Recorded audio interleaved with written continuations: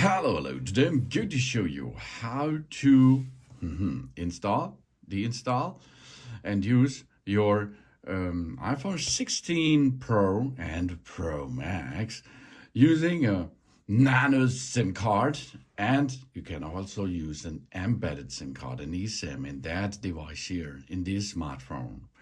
Yeah, we have the smartphone in front of us and we are looking on the left side. There we can see action button, volume up, volume down, and there it is. This is an hidden area. This is the SIM card tray.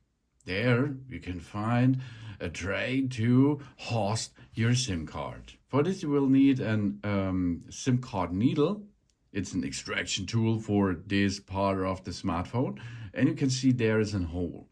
We have go into with the SIM needle into that hole, then we support the device on the other side, hold it in place, and push the SIM card needle down.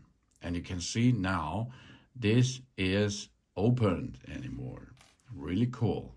Of course, now it's not waterproof anymore, so you have to reinstall this tray before you use your iPhone, continue to use your iPhone. Okay, here's the tray. Let's have a look what's going on with the tray. There it looks. It looks like 1, 2, 3, 4, 5 edges that you can see here. The 90 degrees, 90 degrees, 90 degrees edges. And here are two 45 degrees edges too. And we have a look at our nano SIM card. This is the smallest version of the SIM.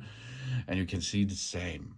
90 degrees, 90 degrees, 90 degrees, and 45, 45. So you can see how you have to insert the SIM card into the SIM card tray now. Because there are the two edges, there are the two edges. Get it in position, you will see it is flat. It matches flat on the tray.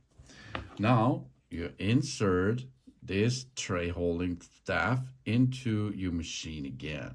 So the chip looks to you, to the screen area, and we push it back in position.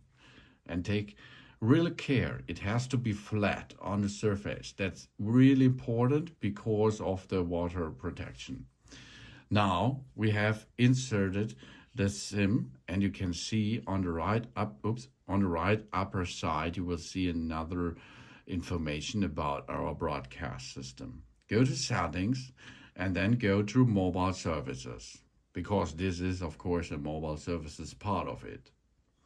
And in the mobile service, we find out how much data we are using. We can set data restrictions and manage the network provider settings such as eSIM and Wi-Fi calling, for example.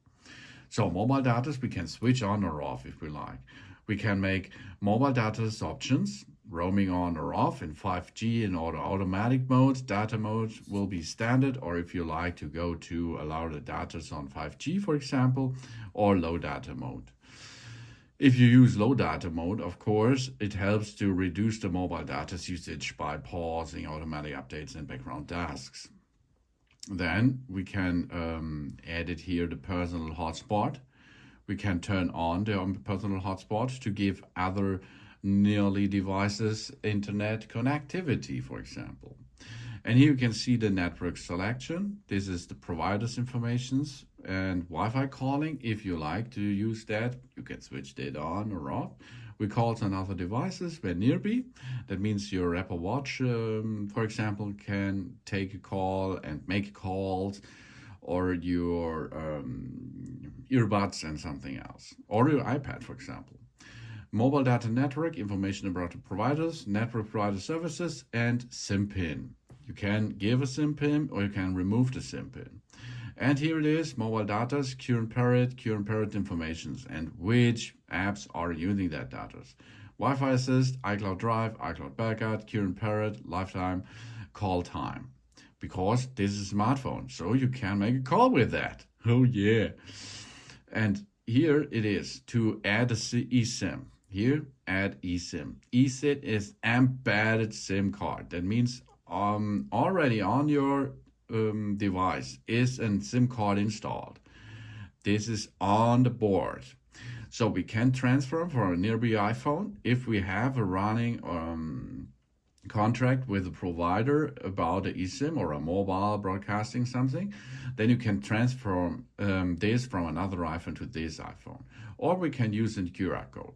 The QR code will be generated if you sign a contract with a provider with the possibility of eSIM, and this you have to scan there.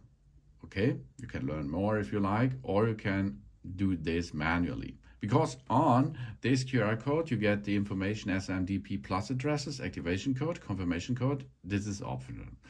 And of course, if you then scan a QR code of the embedded SIM, the embedded SIM will be another option. And you can choose between the eSIM and the standard SIM or two eSIMs to use that difficulty or in a different use of mobile or only calls and so on. So you can adjust it if you like.